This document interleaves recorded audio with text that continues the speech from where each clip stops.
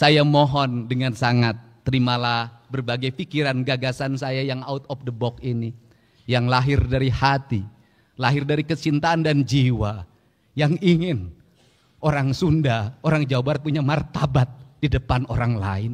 Kita tidak mau jadi provinsi yang dihinakan karena jumlah anak-anak yang menikah di bawah umurnya tinggi.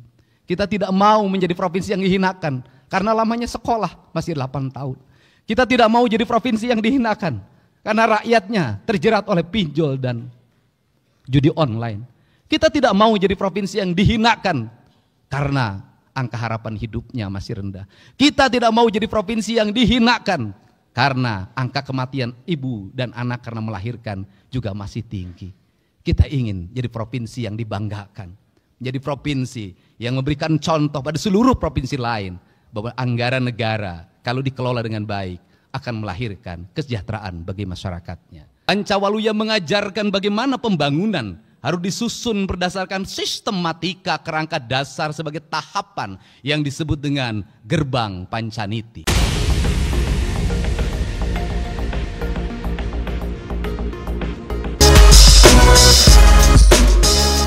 Assalamualaikum warahmatullahi wabarakatuh.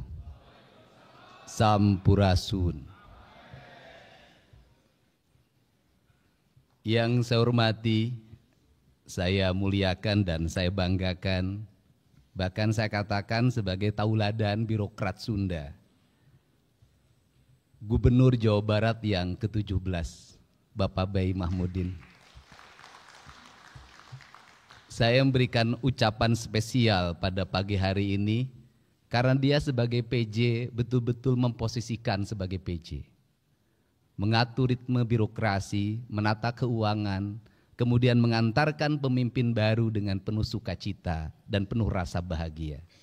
Dan ini pelajaran penting di saat orang hari ini krisis terhadap kejujuran, maka saya berani berkata, Pak Bay adalah sosok pejabat yang sangat jujur. Bukan hanya jujur keuangan, dia juga jujur pada istrinya.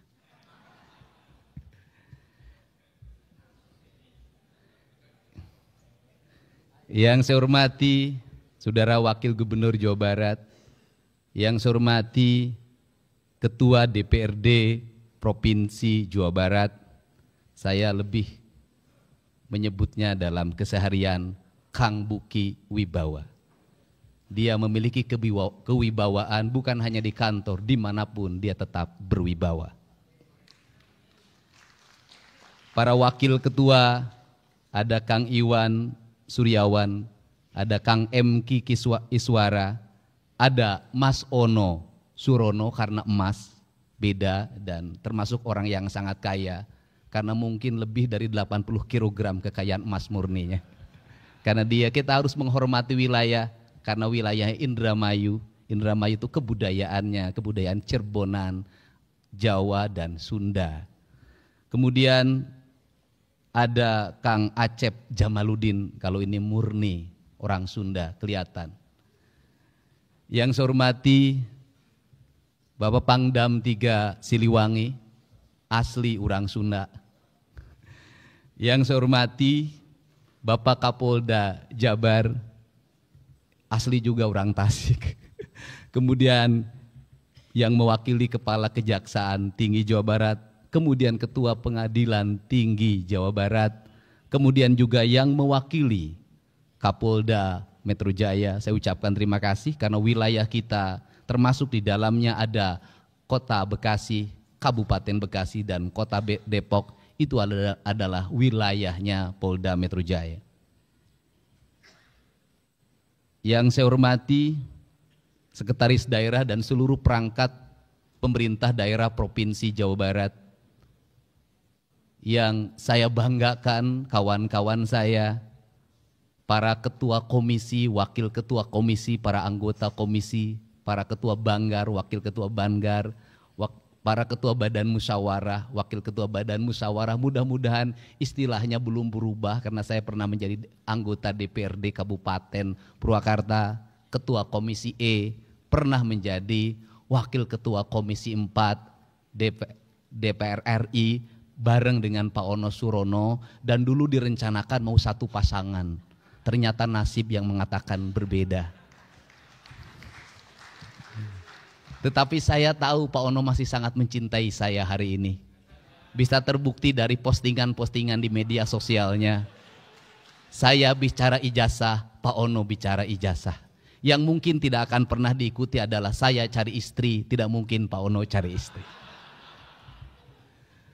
Para tamu undangan, hadirin yang berbahagia, hari ini juga yang berbahagia bukan hanya Gubernur Jawa Barat, tetapi juga para bupati dan wali kota.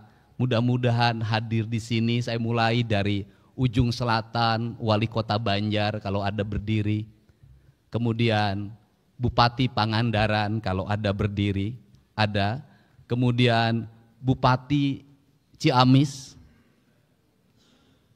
wali kota Tasik,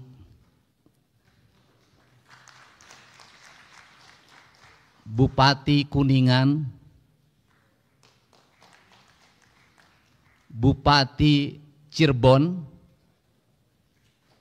wali kota Cirebon, Bupati Indramayu, Bupati Majalengka, Bupati Sumedang, Bupati Subang.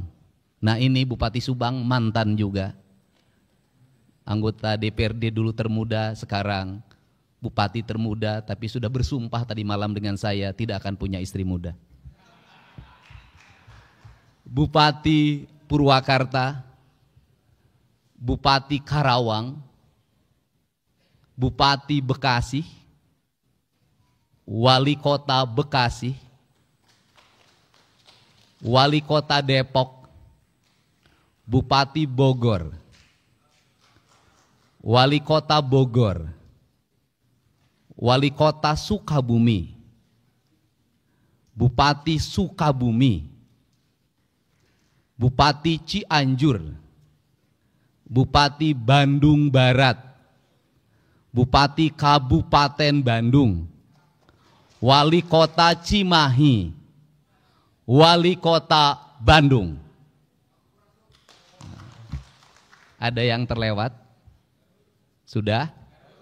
Oh iya, kalau Garut memang sengaja dilewat. Karena kalau itu harus paling belakangan menyebutnya. Yang paling utama Bupati Garut itu agak spesial. Bukan hanya Bupati Garut yang hadir, tetapi wakil bupatinya juga hadir. Saya kurang mengerti kenapa wakil bupatinya juga hadir. Tepuk tangan. Yang jelas tadi pagi saya sudah menegur anggota DPRD Provinsi Jawa Barat, Dapil Purwakarta dan Subang dari Partai Gerindra, karena lebih banyak kunjungan ke Garut dibanding kunjungan ke Purwakarta dan Karawang.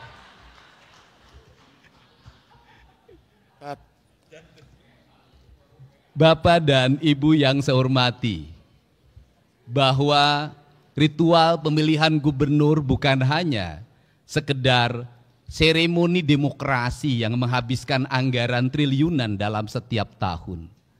Tetapi yang lebih esensi dari itu adalah membangun komitmen bersama bahwa bangsa ini bisa membuka ruang demokrasi yang terbuka, dipilih oleh seluruh rakyatnya yang memenuhi batasan usia undang-undang, dan Jawa Barat adalah tingkat pemilih tertinggi di Indonesia. Dalam tingkat pemilih tertinggi di Indonesia itu, kita mampu menyelenggarakan demokrasi dengan baik.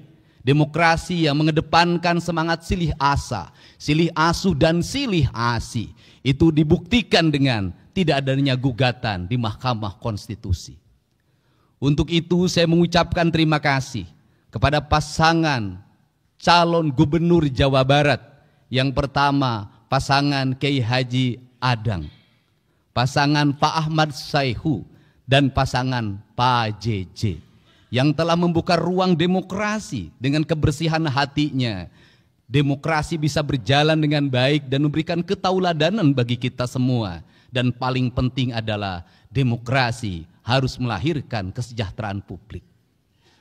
Kesejahteraan publik itu tercantum dalam logonya pemerintah Provinsi Jawa Barat. gemah ripah repeh rapi. Gemah ripah repeh rapi adalah kemanunggalan prinsip-prinsip dasar kehidupan yang dalam ajaran Sunda ada tujuan utama dalam hidup, yaitu mewujudkan manusia Pancawaluya. Manusia Pancawaluya adalah manusia yang cager, manusia yang bager, manusia yang benar, manusia yang pinter, dan manusia yang singer. Pancawaluya mengajarkan bagaimana pembangunan harus disusun berdasarkan sistematika kerangka dasar sebagai tahapan yang disebut dengan gerbang Pancaniti.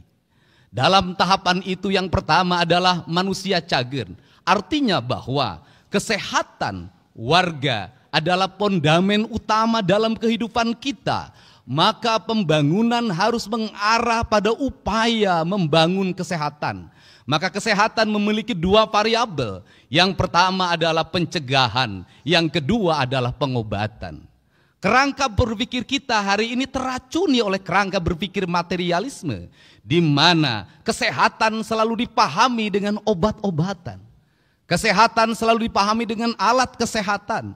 Kesehatan selalu dipahami dengan rumah sakit. Kesehatan selalu dipahami dengan dokter yang memberikan resep, dokter yang mengoperasi. Seluruh kerangka itu, kalau terus-terusan itu menjadi tujuan utama dalam pembangunan, sampai dunia ini berakhir, kesehatan tidak akan pernah selesai. Kenapa?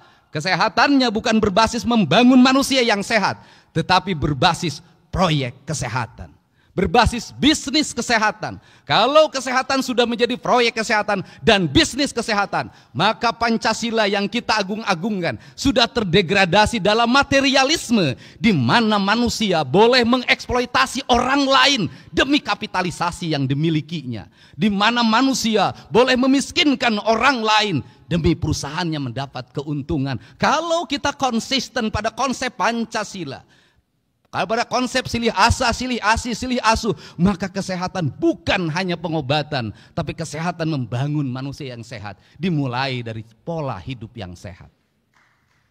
Maka pola hidup yang sehat harus dimulai dari mana? Negara harus berkomitmen untuk menciptakan iklim yang sehat, membangun tata ruang yang baik, menjaga mata air, menjaga aliran air, menjaga sanitasi lingkungan, menjaga udaranya, menjaga seluruh alam semestanya dengan konsep papat kalima pancer, dengan konsep tritangtu di buana yang sering saya sampaikan dalam debat-debat terbuka.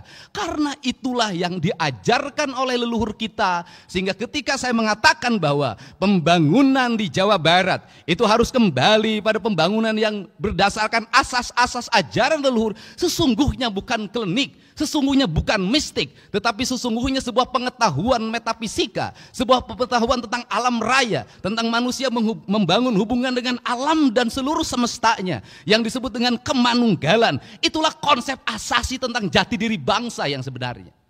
Untuk itu turunannya seperti apa? Maka turunannya gunung kudu awian, lengkop kudu balongan, lebak kudu sawahan. Maka merawat alam, membubarkan berbagai bentuk perangkat perusakan terhadap alam adalah komitmen terhadap alam, dan ujungnya adalah komitmen terhadap Tuhan, komitmen terhadap Allah Subhanahu wa Ta'ala. Bagi saya tidak berarti penyembahannya pada Allah kalau tangannya mengeruk kekayaan alam, menghancurkan ekosistem, menghancurkan ekologi, membuat kerusakan bagi orang lain, melahirkan penderitaan bagi orang lain. Bagi saya bertuhannya adalah bertuhan kebohongan.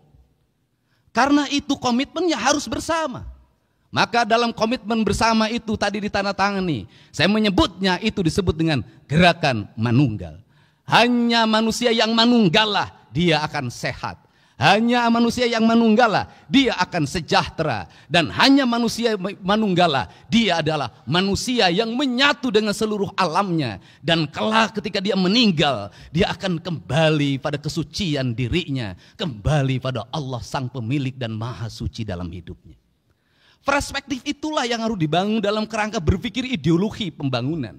Untuk itu, dari sekarang saya minta seluruh konsepsi pembangunan di Jawa Barat harus berdasarkan asas kesehatan. Kir mobil harus asasnya kesehatan.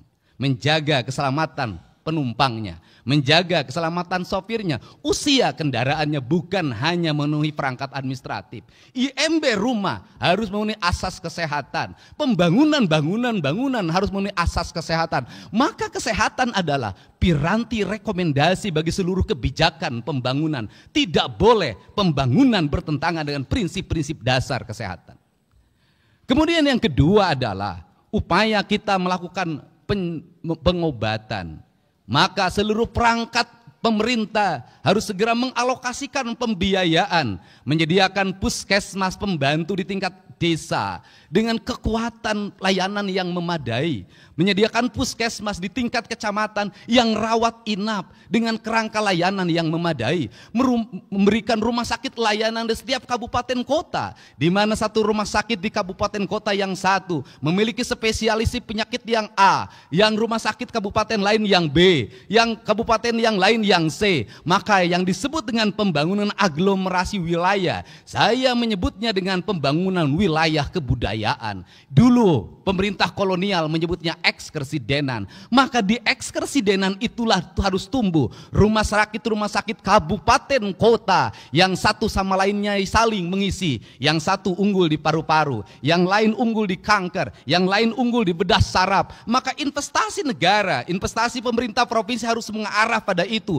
Apa yang menjadi kebutuhan publik? Maka awal yang harus dilakukan adalah membuat audit kesehatan bagi seluruh warga Jabar, sehingga kita tidak salah dalam merencanakan alat kesehatan, tidak salah dalam membeli obat. Untuk apa? Agar sesuai dengan culture-nya. Apa yang terjadi di Jawa Barat hari ini, ketika orang Garut dipatok ular, maka serumnya tidak ada di puskesmas.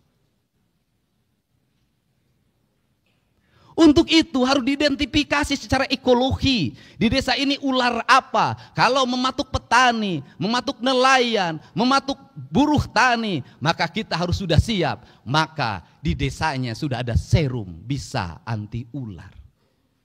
Kerangka ini harus dibangun dalam capaian berpikir yang universal, tetapi tindakan-tindakannya harus bersifat lokal. Kemudian yang berikutnya adalah membuat gerakan. Ketika hari ini dicanangkan gerakan makan bergizi gratis, sesungguhnya itu adalah harapan. Harapannya apa? Harapannya anak-anak kita mendapat asupan gizi yang memadai. Hari ini anak-anak Jawa Barat mengalami problem di makanan. Kenapa? Ibunya sudah tidak memasak di rumahnya. Maka anak-anak jajan di pinggir jalan. Maka anak-anak jajan dimanapun. Apa yang terjadi pada hari ini? Anak-anak meminum gula dengan kadar gula yang berlebihan yang dia dapatkan di warung-warung. Anak-anak memakan minyaknya, kadarnya sudah berhari-hari tidak diganti. Apa yang terjadi? Tingkat kesehatan derajat anak-anak menurun. Ketika tingkat derajat kesehatan anak-anak menurun, maka rumah sakit penuh dengan anak-anak. Puskesmas penuh dengan anak-anak. Maka kos pemerintah dihabiskan untuk biaya berobat. Padahal biaya berobat jauh lebih mahal dibanding dengan kita mencegah dari pengobatan. Yang kedua adalah kerangka cager kelangka bager. Maka orang cager maka dia akan bager. Bager itu apa? Bager itu dalam kata orang Sunda, yaitu orang yang memiliki kebersihan hati awalnya. Cilik putih celak herang, caang bulan 14, jalan gede sasapuan, tegenek temalek balumbang timur narawangan. Maka sifatnya dedehan welasan asihan, nulung kanu butuh nalang kanu susah nganter kanu sieun nyaangan kanu poekeun. Maka kerangka kerja itu harus dibangun dalam sistem pendidikan yang membangun karakter pribadi anak-anak. Anak-anak kita pinter main IT-nya, anak-anak kita pinter berucapnya, tapi hari ini lemah kesabarannya, lemah fisiknya. Dan dalam jangka panjang, kalau ini dibiarkan, maka akan menjadi ancaman masa depan. Saya katakan, tadi malam sudah layak para bupati, wali kota hari ini mengevaluasi anak-anak TK, SD, dan SMP menggunakan perangkat HP dalam kehidupan keseharian. Kalau ingin punya generasi hebat. Belajar dengan membaca HP, ternyata di negara-negara maju kini sudah ditinggalkan. Kenapa? Tidak meninggalkan jejak di dalam pikirannya. Membaca buku jauh meninggalkan jejak dibanding membaca perangkat digital. Tetapi di perangkat digital jejaknya tidak akan pernah hilang. Kemudian benar, maka orang benar itu apa? Orang yang ucap dan tingkahnya sama. Kalau sudah seperti itu, maka tingkatan yang keempat, pinter. Orang pinter boleh, tetapi kalau dia sudah cager, sudah bager, dan sudah benar. Kenapa? Kalau pinter lebih dulu, dia tidak cager. Profesor tak akan berarti kalau dia kena stroke. Dia pinter, tapi dia tidak benar, rusak pegang anggaran. Tidak pernah mengarah pada kepentingan publik, habis belanjanya oleh kepentingan yang non publik. Maka pinter menjadi kekuatan utama. Yang terakhir, orang pinter tak ada arti kalau tidak singer. Dia tidak satset. Dia tidak pok-pek-prak. Dia tidak bisa mengaplikasikan seluruh perangkatnya dalam kehidupannya. Untuk itu saya mencoba membagi dua kerangka kerja pembangunan di Jawa Barat. Kerangka kerja yang pertama di tahun 2025 dan tahun 2026 serta sisa setengah dari 2027. Saya menyebutnya tahun belanja modal. Tahun belanja modal itu apa? Modalnya dalam bentuk infrastruktur. Maka saya menargetkan jalan provinsi Jawa Barat harus selesai dalam waktu tahun 2025, sisanya 10% 2026. Ruang kelas baru sebanyak 3.333 ruang kelas harus selesai pada tahun ini. Sekolah-sekolah yang hari ini tanah-tanahnya masih milik orang lain, bangunannya milik orang lain, harus selesai pada tahun ini. Puskesmas yang diarahkan pada rawat inap harus selesai pada tahun ini. Jaringan listrik warga di mana masih ada masyarakat Jawa Barat lebih dari 150.000 orang yang belum punya listrik harus selesai pada tahun ini. Rumah rakyat miskin setengahnya harus selesai pada tahun ini. Tetapi angkanya tidak boleh 22,5, minimal 40 juta sampai 50 juta kalau ingin merubah nasib orang. Dan tidak lagi kita terkendala oleh sertifikat. Kenapa? Orang miskin tidak akan pernah punya sertifikat. Tidak boleh lagi terkendala dengan kepemilikan tanah. Orang miskin tidak punya tanah. Maka tugas negara adalah menyelesaikan seluruh program administrasi tersebut. Jangan administrasi membuat mereka kehilangan harapan dan deritanya tidak akan pernah berakhir. Kemudian pembangunan irigasi harus selesai pada tahun depan. Dan tahun ini harus angkanya bisa mencapai 500 sampai 600 miliar. Kemudian pembangunan kepentingan yang lain, pasar. Kemudian pembangunan yang lain yang menjadi kebutuhan publik. Maka kita harus mencoba menginvestasikan. Kalau ingin investasi, maka pembangunannya harus berkualitas. Lebih baik membangun jalan yang berumur 20 tahun daripada membangun jalan yang berumur 2 tahun. Kenapa? Karena nanti balik ke urut. Kembali lagi, kita tidak akan pernah selesai. Untuk itu tidak bisa provinsi saja, harus terintegrasi dengan kabupaten, harus terintegrasi dengan kota, harus terintegrasi dengan desa. Maka kabupaten, desa, dan kota harus memiliki kekuatan yang sama.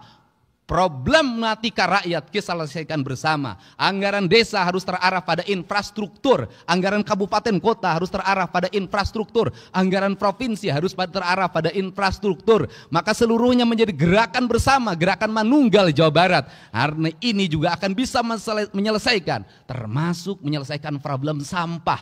Orang Bandung bingung harus kemana membuang sampah.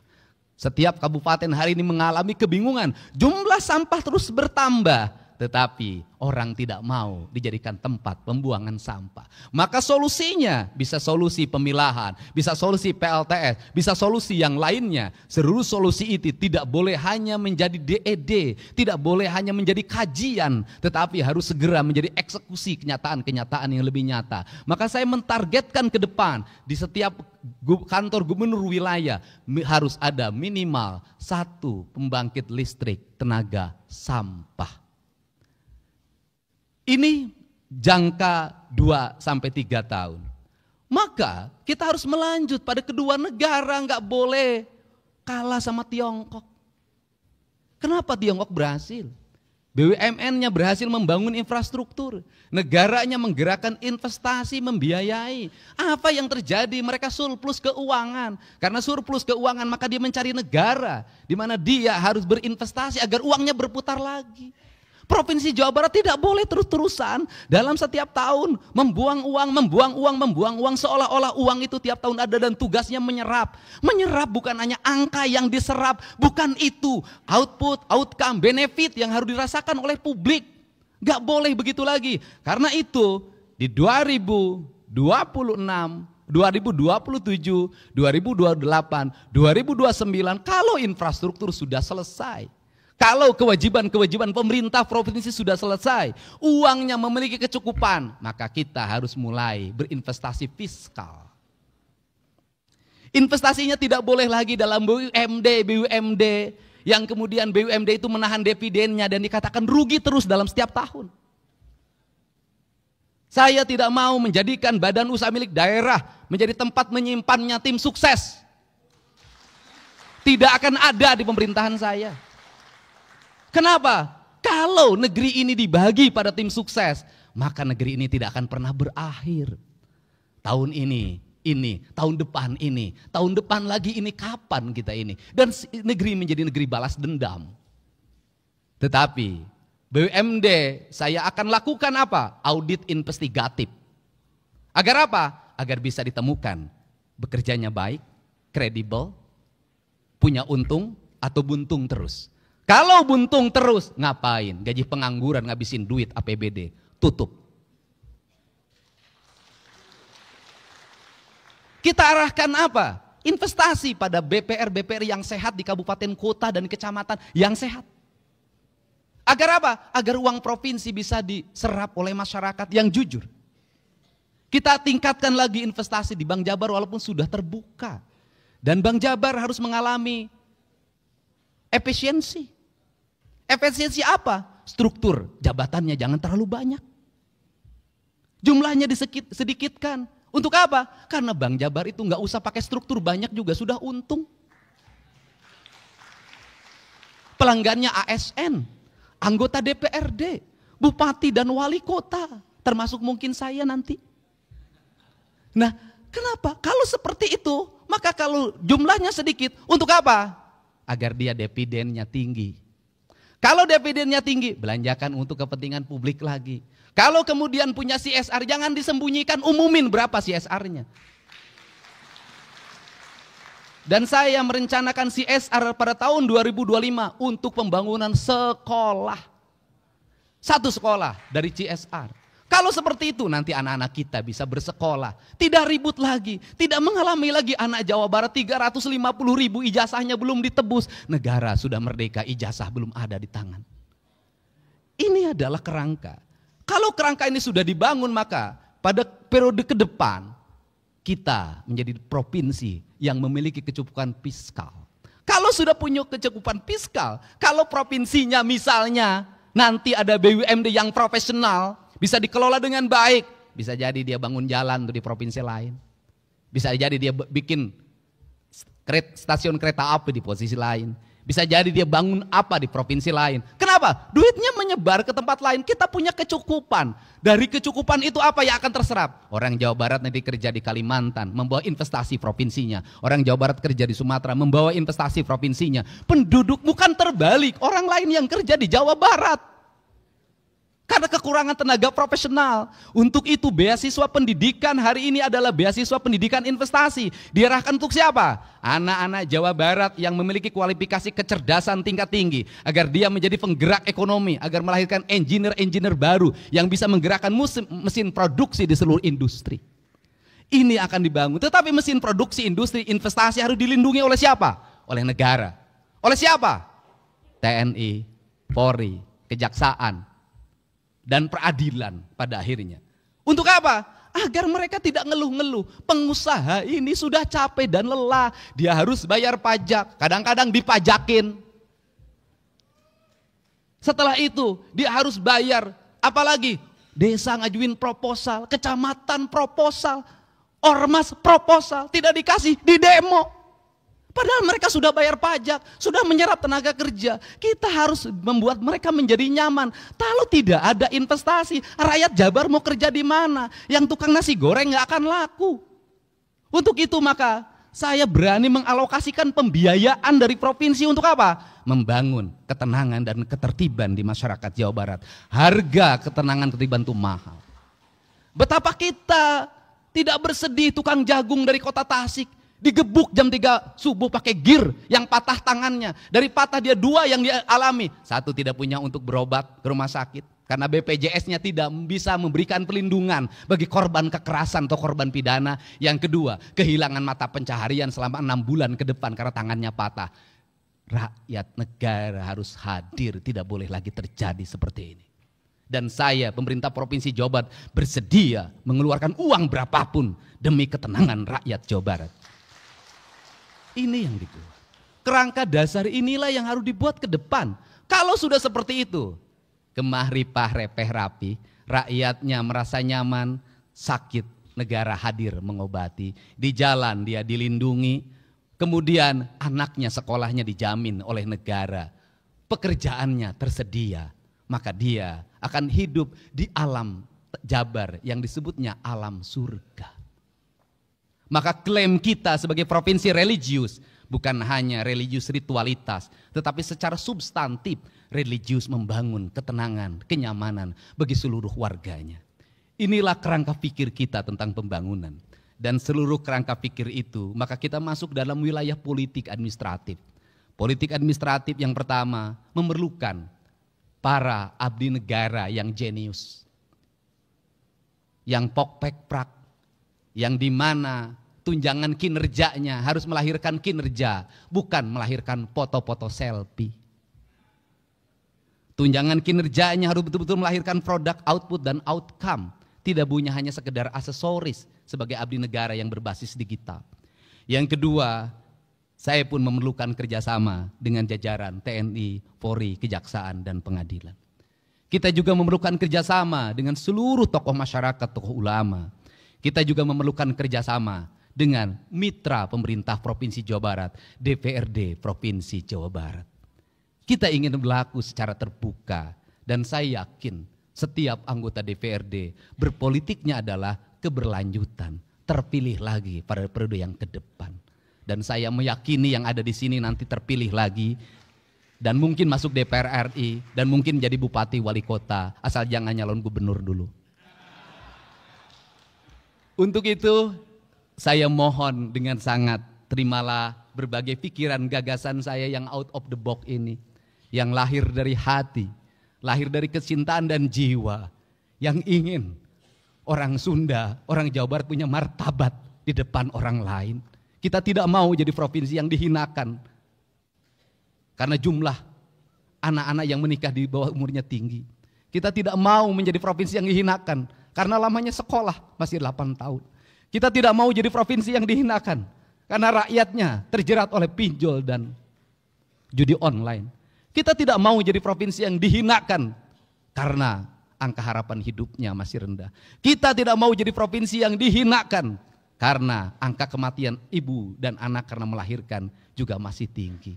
Kita ingin jadi provinsi yang dibanggakan, menjadi provinsi yang memberikan contoh pada seluruh provinsi lain bahwa anggaran negara kalau dikelola dengan baik akan melahirkan kesejahteraan bagi masyarakatnya. Untuk itu saya mengucapkan terima kasih atas seluruh dukungan warga Jawa Barat yang telah berpartisipasi dalam politik 27 November 2024. Bagi saya tidak ada partai pendukung, tidak ada partai pengusung, tidak ada partai lawan politik. Semua partai adalah sahabat saya yang memiliki cita-cita yang luhur. Dan saya pun tetap membuka ruang bagi semuanya untuk memberikan otokritik yang objektif dan mengarah pada solusi-solusi yang dibutuhkan oleh masyarakat. Bukan kritik yang bersifat kebencian atau didasarkan nalar-nalar sentimen karena persoalan pemahaman keyakinan yang berbeda. Untuk itu saya mengucapkan terima kasih. Semoga seluruh gagasan dan cita-cita ini bisa kita wujudkan dalam waktu yang tidak terlalu lama. Dan seluruh penantian itu bisa dirasakan oleh seluruh warga Jawa Barat. Saya mohon maaf pada semuanya apabila ada ucapan dan tingkah laku saya yang sering kontroversial, yang menimbulkan keriuhan di media sosial, tetapi tidak akan pernah ada tajamnya pisau kalau tidak pernah berasah dalam setiap hari. Pisau yang tidak berasah dia akan berkarat dan akhirnya tidak bermakna. Untuk itu saya ucapkan terima kasih. Lembur diurus, kota ditata, Jawa Barat istimewa. Wallahu muwaffiq ila aqwamit thoriq. Assalamualaikum warahmatullahi wabarakatuh. Sampurasun. Sekali merdeka tetap. Sekali merdeka tetap.